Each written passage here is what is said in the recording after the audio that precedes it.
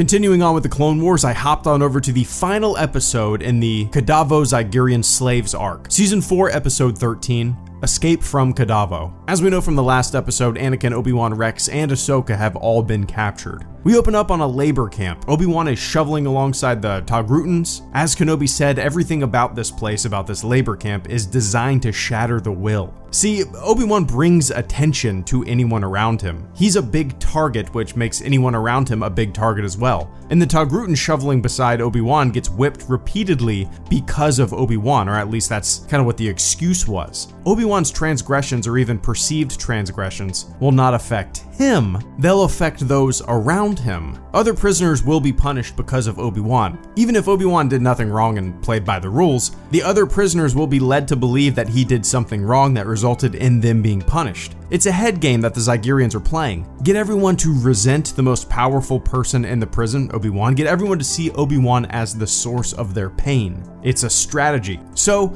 we see Count Dooku beginning to head down to Zygerria. We cut to Anakin talking to the Zygerrian queen that he's currently being held prisoner by. Anakin seems to offend her in a way by suggesting that she herself has a master, kind of suggesting that she is also a slave. And she says, "Count Dooku is not my master." She then leaves. R2 distracts two guards. Anakin jumps off the building. One guard goes to look for him, the other guard sticks around. Anakin pops up, turns out he didn't jump, and then he throws the guard off the building. So now Anakin seems to be on the hunt for his friends. It was a kind of a goofy scene. There's a lot of goofy escape scenes in the Clone Wars, right? We then see Dooku talking to the Zygerrian queen.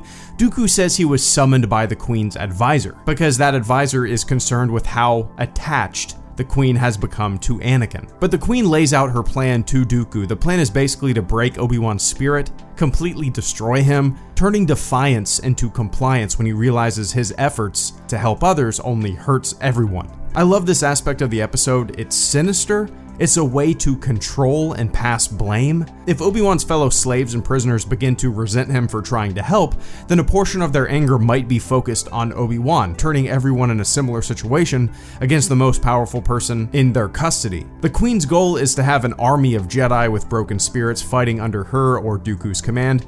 When she says this, it kind of seems a little outlandish. I don't see that happening. Sure, throughout history, nations, tribes, entire societies have been taken over by other nations and societies and forced to fight for them, but I just can't imagine an army of Jedi willing to take marching orders from someone like Dooku. But hey, I guess it would make things pretty interesting if it actually happened. Dooku then says his goal is not to turn Jedi into slaves, it's to exterminate them outright. He says he's there to order and witness their execution and participate in it if necessary.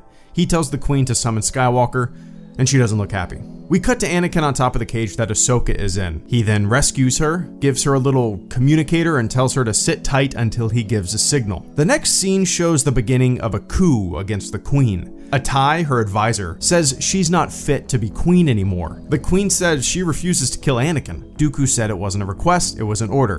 Whenever there's a tug of war for power in the Clone Wars, I tend to really like it. There's often corruption in governments in the show, or people disagreeing with the methods and requests of those who are technically above them in the chain of command, whether military or civilian. And when there's a confederacy, a separatist army, made up of hundreds or thousands of autonomous governments, all with their own needs and wants and goals, the power dynamic tends to get pretty hairy. What works for one might not work for the many. Infighting can happen in a confederacy that is already fighting against a larger force. As much as I like when this occasionally happens in the Clone Wars, I do wish it was present more often and clearly defined. The separatists often don't seem to just be fighting the Republic, they're also fighting by other means than physical conflict, other separatist forces and governments. Dooku and his clan are trying to assimilate everyone else. So Dooku, because of the queen's defiance, begins to choke her. Anakin walks in. Dooku says one more step and he'll kill the queen. And Anakin says,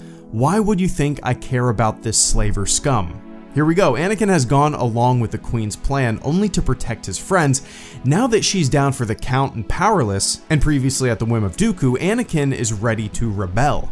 I just love the line. Why would you think I care about this slaver scum? Jedi, protectors of life, agents of peace and justice, and Anakin has given the queen, a slaver, someone who practices what Anakin despises, a giant middle finger and possibly a death sentence. And now it's Anakin versus Dooku. Dooku has a lightsaber, Anakin does not.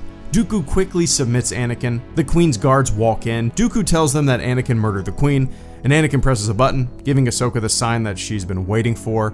And then Anakin grabs the Queen's body, jumps out a window, and lands on a platform on the ship that Ahsoka is flying.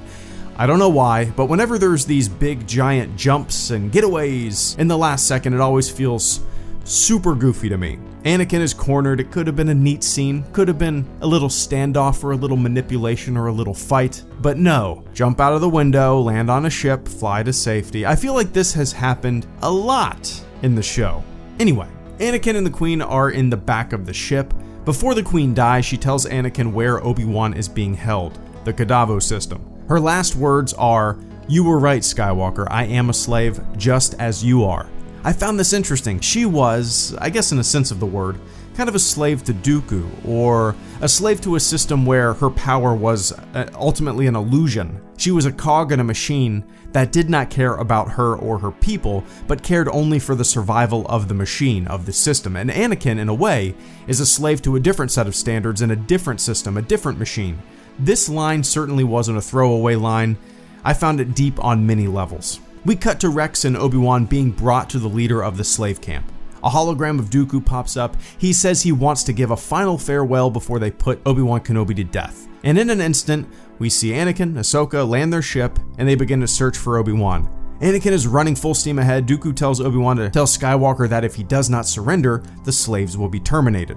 Anakin responds by saying, he's done negotiating with slavers. And then Obi-Wan says that Anakin can't win this fight alone, and we cut to Anakin and he says, I'm not alone. We see a bunch of Republic ships pop out of hyperspace and begin their assault on the base. We are met with a fun, action-packed battle on multiple fronts, aerial bombardment of turrets, dogfights, Anakin and Ahsoka entering the base, Obi-Wan and Rex escaping their shackles. Plo Koon cuts the engines in an awesome flanking maneuver, turning his ship basically into a glider. While this is going on, the camp's leader electrifies walls and begins to slide the floor out from under the slaves that appear to be inside of like a hangar or something like that. He destroys the controls that would be needed to reverse this. Anakin hops inside of an exterior turret and uses it to blow up all the remaining turrets outside. Ahsoka then comes up with a plan. They can't get the slaves out of this room.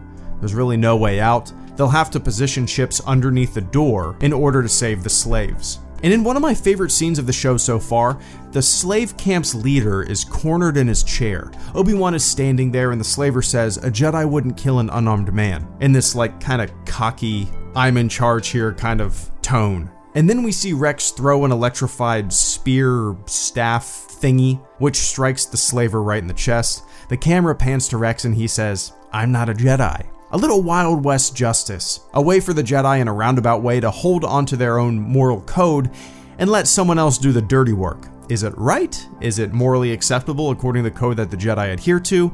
Probably not, but who cares? Desperate times call for desperate measures, and now the snake's head has been cut off in this base. So Ahsoka is able to help the slaves escape. Her plan works, all the gunships begin to fire on the base and blowing it up.